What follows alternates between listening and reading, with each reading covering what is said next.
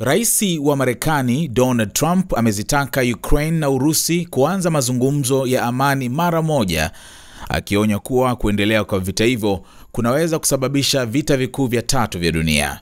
Trump amesema kuwa Urusi inaongeza mashambulizi yake dhidi ya Ukraine na kwamba Marekani inaweza kuacha kuiunga mkono Ukraine ikiwa haitokuwa tayari kwa mazungumzo. Akizungumza na waandishi wa habari Jumaa hii, Trump amekiri kuwa Urusi inaishambulia Ukraine kwa nguvu kubwa na akasema kuwa Moscow ina nguvu kubwa zaidi katika vita hivyo. Tunatarajia kukutana nchini Saudi Arabia wiki ijayo kwa mazungumzo ya amani. Kwa kushangaza, inaweza kuwa rahisi kushughulika na Urusi kwa sababu wao wana kila karata na kwa sasa wanaishambulia Ukraine kwa nguvu kubwa, Trump amesema. Pia alisisitiza kuwa Ukraine inapaswa kuchukua hatua za haraka kumaliza vita hivyo, akiongeza Ukraine inapaswa kujitokeza na kushughulikia swala hilo ipasavyo.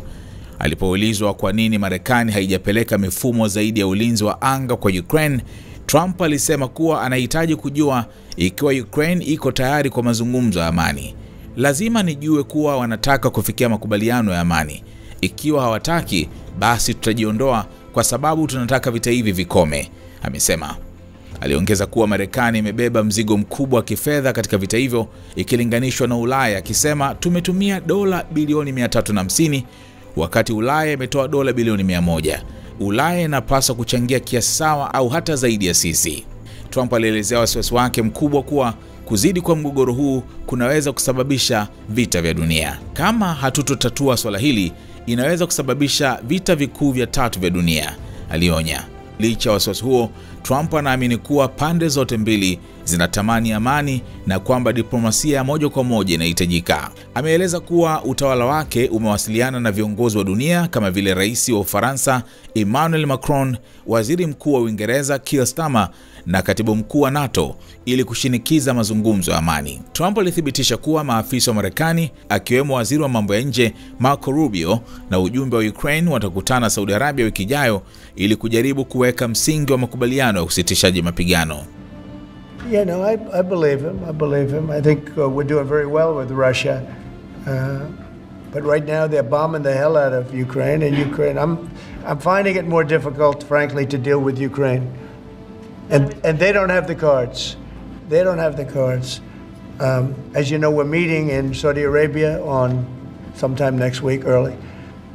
And we're talking, would I find that in terms of getting a final settlement, it may be easier dealing with Russia, which is surprising because they have all the cards. I mean, they're bombing the hell out of them right now. And I put a statement in, a very strong statement. Can't do that. Can't do that. Mr. President, we're trying to help them, and Ukraine has to get on the ball and get a job done. Michael, could you come up here? I see Michael back there. Yeah, good. I'm glad. He's traveling all over the world. I just saw him come in the door. Could you give a little definition of what's going on, please? Sure. Well, the president has been crystal clear, and he's been clear to all sides. The fighting has to stop. Both sides need to get to the table. We had a good engagement. Both leaders have said only President Trump could do so, and only he has been able to do so. We had an initial engagement with the Russians. The Ukrainians had a great opportunity to bind our economies together through that mineral deal. Unfortunately, that didn't go so well, but we think we're going to get things back on track. Secretary Rubio, myself and the Ukrainian delegation will be meeting in Saudi Arabia next week to get these talks back on track, get the ceasefire in place, and drive peace home under President Trump's leadership. I think both parties want to settle.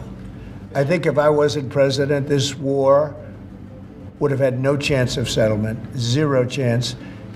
But I think we're going to get it settled and stopped. We got to stop. They're losing on average 2,000 soldiers a week.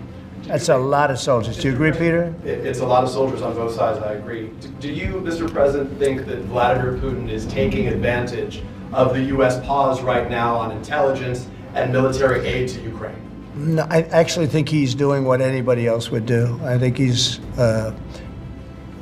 he wants to get it stopped and settled, and I think he's hitting them harder than he's been hitting them.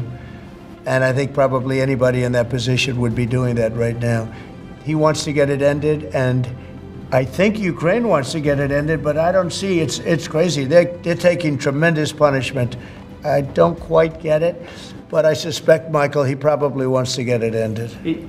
He does, Mr. President. The Russians are taking incredible losses on the front. As the president has said, this is a meat grinder of people, of material, of national treasure, and no one else has any solutions except to let this war continue forever. But I'll add, the president has had multiple conversations and a visit from President Macron of France, Prime Minister Starmer of the United Kingdom. We have the NATO Secretary General coming next week. We have this meeting with the Ukrainians. We've had it with the Russians. All of this in the president's first month in his leadership.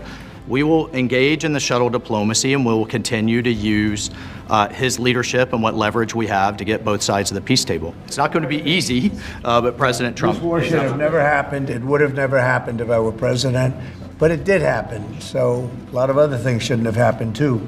We shouldn't have 21 million people pouring into our country through open borders, many of whom are criminals, very bad criminals, including murderers, thousands of murderers. Many killed, far more than one person, and they're roaming our streets. But Tom Homan and Kristi Noem are doing an incredible job, and we're getting them out of here. And we'll get them out. We'll get them all out. But all these things shouldn't have happened. We shouldn't have inflation. We shouldn't have had this horrible inflation where the prices have gone up. Look at eggs. So we're doing a good job. We're doing a good job. President, in regards to the pause on military assistance to Ukraine, you put out on your social media post today that Russia is pounding Ukraine. That's right. Why not provide Ukraine with air defenses? And what happens, Mr. President, when Ukraine runs out of... Well, because good question. Because I have to know that they want to settle. I don't know that they want to settle. If they don't want to settle, we're out of there. Because we want them to settle. And I'm doing it to stop death. More important than anything else. Secondarily, way down the line is the money. So we're in for $350 billion, and Europe is in for $100 billion. They should be in for the same or more than us. And, you know, I watched over the last week or so what's going on in Europe. This thing could end up in World War III if we don't get it settled. This could really end up in a World War III. We got to get it settled. Wateja wako watarajiwa wanaangalia video hii. Kama biashara yako ingeonekana pamoja na unachokiangalia sasa, wengi wangegeuka kuwa wateja wako wapya. Tuandikie sasa info@snstz.com au WhatsApp pekee 0659 250 389. Tuifikishe biashara yako kwa wana SNS.